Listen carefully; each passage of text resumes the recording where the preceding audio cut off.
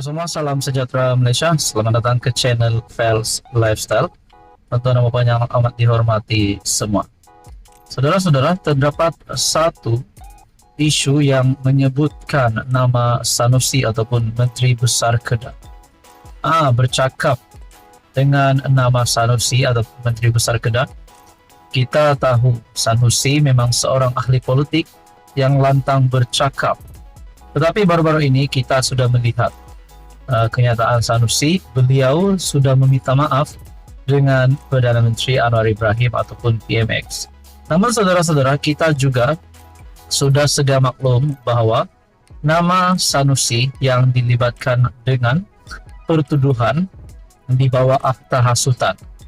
Nah, saudara-saudara, berkaitan dengan kes itu, ini adalah satu keputusan terkini yang saya dapat maklumat daripada Cosmo.com. Sanusi gagal batal 2 pertuduhan, kes bicara 22 Julai. Nah, saudara-saudara yang amat dihormati, adakah sekiranya Sanusi akan dibuktikan bersalah dan beliau memang melanggar kesalahan ataupun undang-undang? Adakah beliau berisiko untuk ditangkap sehingga paling teruk kesannya beliau masuk penjara dan juga jawatan beliau sebagai MD Kedah akan ditarik balik? Nah, itu menjadi persoalannya lah. Dalam satu artikel daripada Cosmo.com, AGC ataupun Jabatan Peguam Negara menolak representasi yang dikemukakan MD Kedah Datuk Seri Muhammad Sanusi bagi membatalkan 2 tuduhan menghasut dihadapinya di Mahkamah Tinggi di sini. Artikel bertarikh 17 Mei. Perkara itu dimaklumkan Timbalan Pendakwa Rakyat Datuk Masri Muhammad Daud pada sebutan kes di hadapan Hakim Datuk Aslam Zainuddin. Pihak pendakwaan telah memaklumkan perkara itu, keputusan representasi kepada pihak pembelaan melalui satu surat pada 3 Mei lalu, kata Muhammad Daud. Peguam Awang Armada Jaya yang mewakili Muhammad Sanusi kemudian mengesahkan perkara itu. Dengan keputusan, representasi kes akan diteruskan dengan perbicaraan. Sebelum ini, Mahkamah telah menetapkan tarikh perbicaraan ialah pada 22, 23, 29 dan 30 Julai serta 5, 6, 9, 12, 13 dan 23 Ogos. Mengikut kedua-dua pertuduhan itu, Muhammad Sanusi didakwa telah menyebut perkataan menghasut di Simpang 4 Taman Selayang Mutiara, Kampung Bendahara, Gombak dekat sini pada pukul 11 malam pada 11 Julai 2023. Justru kedua-dua pertuduhan dikemukakan menurut Seksyen 4 dalam kurungan 1 dalam kurungan B Akta Hasutan 1948 yang boleh dihukum mengikut Seksyen 4 dalam kurungan 1 Akta Sama yang membawa hukuman denda sehingga 5.000 atau penjara maksimum 3 tahun atau kedua-duanya jika sabit kesalahan.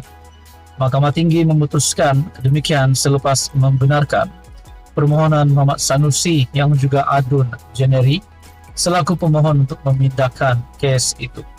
Nah, saudara-saudara yang amat dihormati, adakah kalau Sanusi bakal dibuktikan bersalah, adakah beliau akan mendapatkan satu kesan yang buruk terhadap status beliau sebagai Menteri Besar Kedah, sebagai adun dan juga sebagai pemimpin PAS? Jadi, saudara-saudara, apa komen Anda? Sekian saja, teruskan bersama di dalam channel ini untuk maklumat yang selanjutnya. Halo semua, salam sejahtera Malaysia, tuan-tuan dan puan yang amat dihormati. Saudara-saudara, berkaitan dengan isu rasuah di Malaysia, di mana sebelum ini kita mendengar Anwar Ibrahim sebagai Perdana Menteri yang memang mahu membersihkan rasuah menangkap jerum-jerum di seluruh Malaysia dengan kerjasama SPRM. Bahkan yang di Pertuan Agong 17 Sultan Ibrahim sudah bertitah berkaitan dengan ini. Namun saudara-saudara, masih lagi terdapat beberapa unsur rasuah yang kita dengar. Dan terkini Azam Baki dalam satu kenyataan. Ini adalah berkaitan dengan kerajaan negeri Kelantan yang melibatkan negeri pimpinan PAS ataupun Perikatan Nasional. Nah, saudara-saudara, SPRM siasat 10 projek pembinaan Telaga Jecari lebih RM300 juta.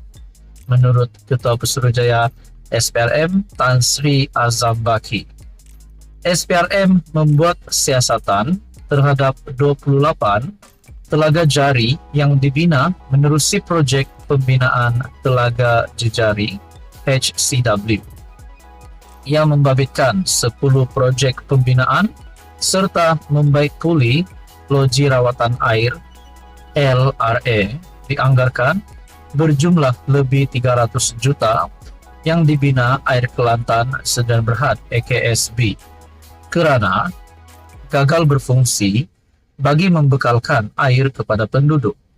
Ketua Pesuruhjaya SPRM Tan Sri Azam Baki berkata, projek berkenaan dibina antara 2008 hingga 2015.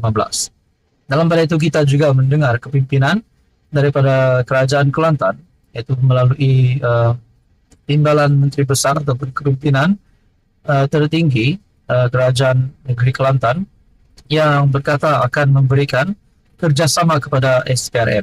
Nah, persoalannya, adakah kerajaan pimpinan PAS ataupun Perikatan Nasional ini terlibat dengan penyelewengan dana sehingga yang mengaitkan bajet lebih RM300 juta ini?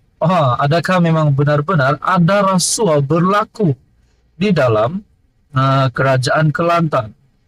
Kalau benar, mungkinkah kita akan mendengar beberapa seperti yang berlaku sebelum ini, rasuah sehingga terdapat pemimpin yang ditemui di dalam kediaman, di dalam pejabat kabinet, di dalam kereta, yaitu wang ataupun duit rasuah hasil diseleweng dana itu.